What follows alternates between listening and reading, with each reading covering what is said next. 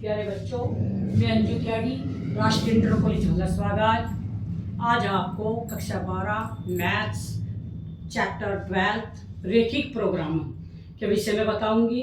बच्चों, इसमें सिर्फ एक ही प्रश्नावली है 12.1 और उससे 5 नंबर का एक क्वेश्चन हमेशा पूछा जाता है। क्वेश्चन बहुत ज़्यादा सरल है।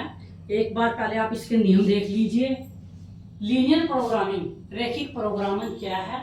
रेखिक प्रोग्रामिंग वह समस्या है जो कई चरों के रैखिक फलन का सुसंगत मान ज्ञात करने से संबंधित है। शर्त यह है कि चर निरंतर पूर्णांक हो। इसमें एक उद्देश्य फलन होता है जो z equal to x plus b y, a और बी यहाँ अचर होते हैं। फिर इसमें अवरोध या व्यवरोध चर देंगे जिन्हें हम रेखिक असममिकाय या रैखिक समीकरण बोलते हैं। रेखिक प्रोग्रामिंग की समस्या का गणितीय रूपांतरण हम कैसे करते हैं? कंडीशन नंबर 1, इसके लिए z दिया होगा, z equal to x plus b y में कोई भी पद एक्स स्क्वायर या वाई स्क्वायर या एक्स वाई का नहीं होगा। सेकंड कंडीशन, इसमें x लेस देन 0 या y लेस देन 0 नहीं होगा, क्योंकि ये हमेशा प्रथम चतुर्थांश में ही ज्ञात किया जाता है। रेखिक जो उद्देश्य फलन होगा ये, इससे ही हमें अधिकतम या न्यूनतम मान ज्ञात करना है और वो जो हम मान ज्ञात करेंगे वही सुसंगत वैल्यू होगी। ठीक है, अब मैं इसके ऊपर आपको पहले एक क्वेश्चन बताती हूँ। देखिए,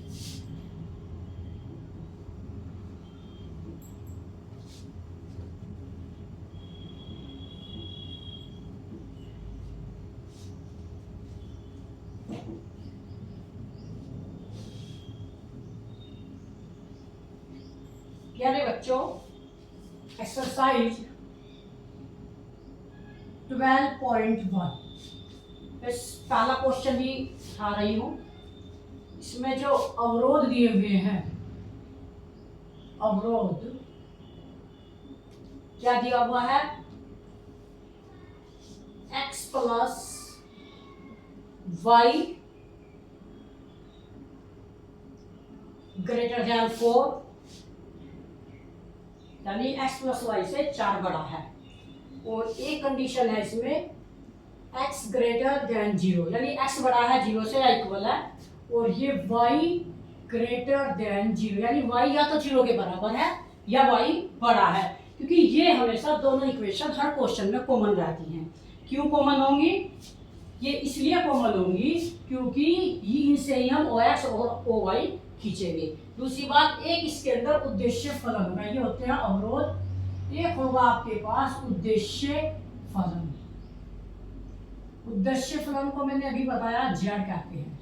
z इक्वल टू, इसमें दिया हुआ है 3x प्लस 4y।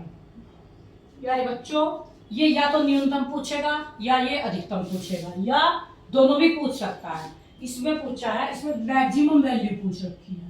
क्या पूछ रखी है? मैक्सिमम वैल्यू, यानी अधिकतमीकरण। ये 12.1 का क्वेश्चन नंबर 1 ही है। सबसे पहले आपको क्या करना है? देखिए, सबसे पहले आप क्वेश्चन फर्स्ट, ये पहली जो इक्वेशन है आप इसको सिंपल रैखिक समीकरण के रूप में लिखिए। ये जो आपकी इक्वेशन नंबर 1 है, आपको इसको क्या करना है? सिंपल लिखना है बिल्कुल। अब आप क्या करोगे? सबसे पहले इसमें पुट x इक्वल टू 0। यानी बच्चों, जब आप इसमें x 0 पुट करोगे तो y की जो वैल्यू होगी वो 4 होगी। इसको हमने एक पॉइंट का नाम दिया a इक्वल टू 0 4। मैंने जब इस इक्वेशन में हमने क्या रखा? x इक्वल टू 0 रखा तो y इक्वल टू 4 आ गया। आपको रख के नहीं दिखाना है, रफली उसको करना है। उसके बाद आपको y इक्वल टू 0 क्या पुट करना है? y equal to 0। जब आप यहाँ y इक्वल टू 0 रखोगे तो आपके पास x इक्वल टू 4 आएगा। आप इसको लिखोगे पॉइंट b, ये हो जाएगा 4 और 0। इसके बाद आपको क्या करना है? x इक्वल टू 0 और y इक्वल टू 0, ये दोनों अब की बार आपको रखनी है। देखिए, जब आप यहाँ 0 प्लस 0, अब की बार आपको इस चिन्ह का प्रयोग करना है जो आपको इक्वेशन में दिया हुआ है। इससे क्या पता चला? इससे ये पता चला कि 4 या तो 0 के बराबर है या 4 बड़ा है। अगर आपको ये समझ में आ गया कि 4 बड़ा है तो ये सत्य है, बाकी ट्रू है, तो आप यहाँ लिखोगे ट्रू। ठीक है, अब आप सेकंड समीकरण उठाइए, ये equation number 2, x greater than 0। जब आप x ग्रेटर देन 0 लिखते हो तो मैंने अभी आपको बताया इसमें आप एक OX और OY बनाओगे।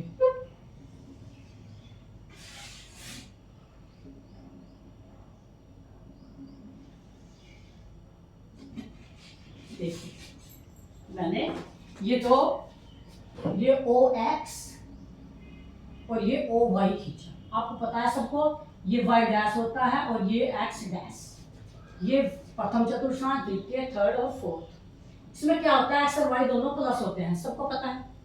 ठीक है, हमने कहा कि x ग्रेटर देन 0 की तो हमें यही बनाना है, y ग्रेटर 0 है तो भी यही बनाना है। जब हम ये लिखते हैं x ग्रेटर 0, इसका मतलब है का क्षेत्र, कौन सा क्षेत्र, y अक्षेत्र, x ग्रेटर देन 0 का कौन सा क्षेत्र लेंगे हम लेंगे y अक्ष के दाईं ओर का, y अक्ष के दाईं ओर का क्षेत्र।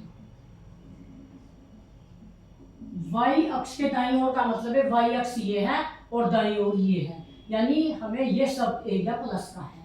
थर्ड दूसरी कंडीशन, तीसरी इक्वेशन जब हम उठाएंगे y ग्रेटर देन 0, इसमें क्या है, ये इक्वेशन दोनों हर क्वेश्चन में कॉमन होंगी और आपको यही काम करना है।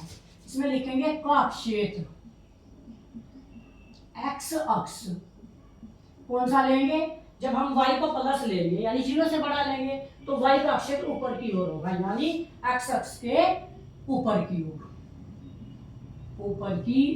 ये दोनों इक्वेशन हमेशा यही होंगी। ठीक है बच्चों, अब हमें ग्राफ खींचना है। अब हमें क्या खींचना है, हमको एक ग्राफ खींचना है। देखिए कैसे, ये आपका ए पॉइंट है, यहाँ ओ मूल बिंदु होता है, ये आपका ए पॉइंट है। सपोज करो आपके पास तो ग्राफ कॉपी भी होगी, मैं एक आइडिया से ले लेती हूँ। यहाँ मैंने 1 लिया, 2, मेरा जो बड़ी वैल्यू है वो 4 है और मैंने यहाँ लिया 3, 4। ठीक है बच्चों, यहाँ भी ऐसे ही 1, 2, 3 और 4। ये लिया हमको ए पॉइंट लेना है 0 और 4, तो x अक्ष का 0 और y की वैल्यू 4, ए हमारा यहाँ हो गया ए, क्या लिखेंगे यहाँ 0, 4। फिर b की वैल्यू 4, 0 यहाँ होगी। ठीक है, ये आपको लेने आते ही होंगे 4, 0 की भी कक्षा 11 में आपने एक ऐसा ही चैप्टर पढ़ लिया है। ठीक है बच्चों, अब आपको क्या है, ये मूल बिंदु है, आपको इस पर एक लाइन ड्रॉ करनी है। इन बिंदुओं को हमने मिला दिया, कैसे मिलाया देखिए,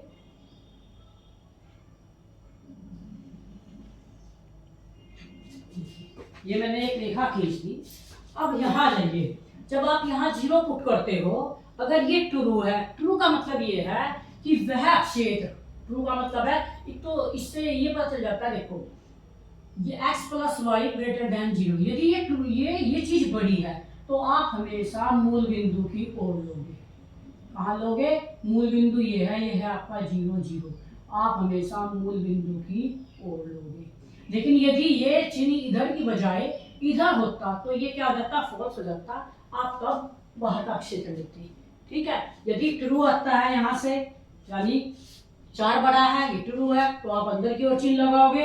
यदि ये चिन्ह आपका ऐसे हो जाए, लेस देन में हो जाए, तो आप बाहर का क्षेत्र लोगे। तो अब मुझे पता चला कि ये जो है, ये पूरा का पूरा क्षेत्र सुसंगत क्षेत्र है। कौन सा क्षेत्र है, सुसंगत। क्या नाम है इसका, आप लिखोगे ओ, त्रिभुज बन जाइए, ओ ए बी सुसंगत अक्षेत्र है। ठीक है, आपको पता चल गया जब कि ये सुसंगत अक्षेत्र है। अब आपको क्या करना है, अब आपको इसके कोणीय बिंदु लेने हैं। एक आपको टेबल बनानी है बच्चों, ऐसे एक टेबल बनानी है, तो आप उसको ऐसे लिखोगे। इसमें आप लिखोगे z, जो z आपको दिया हुआ है 3x प्लस 4y, और यहाँ लिखोगे आप कोणीय बिंदु, बिंदु यानी कोनों के बिंदु उठाने हैं जहां जहां आपने लाइन ड्रॉ की है। अब कोणीय बिंदु कौन कौन से हैं? एक आपके पास O है, एक आपके पास क्या है A है, और एक आपके पास B है। O के 0 0 और A के पॉइंट 0 और 4 और B के पॉइंट 4 और 0। ठीक है बच्चों, इन तीनों पॉइंट को आप इस जेड में रखोगे। रखिए, जब आप 0 0 रखोगे तो यहाँ आपका 0 ही आ जाएगा। एक बात यह है कि आपको ये करके दिखाना, आपको रफली करना है। ठीक है, आप पुट करिए 0, यहाँ रख दिया 0 0 प्लस 0 0। जब आप ये रखोगे तो 0 प्लस यहाँ 4 रखोगे, 4 4 जा 16, यहाँ क्या आया 16। दूसरे 4 जब यहाँ रखोगे 12 और ये हो गया 0, ये हो गया आपका 12। बच्चों, इसने जो मैक्सिमम वैल्यू पूछी थी, ये कौन सी आई मैक्सिमम वैल्यू 12। अब आप 16, अब आप 16 के ठीक सामने एक ऐसा एरो लगाइए और लिखिए, क्या लिखोगे? जेड का अधिकतम मान, क्या लिखना आप? जेड का अधिकतम मान, अधिकतम मान कौन से बिंदु पर है? A 0 4 पर कितना है? 16 होगा। ठीक है बच्चों, ये था आपका क्वेश्चन नंबर 1। अब आपकी समझ में ये आ गया होगा।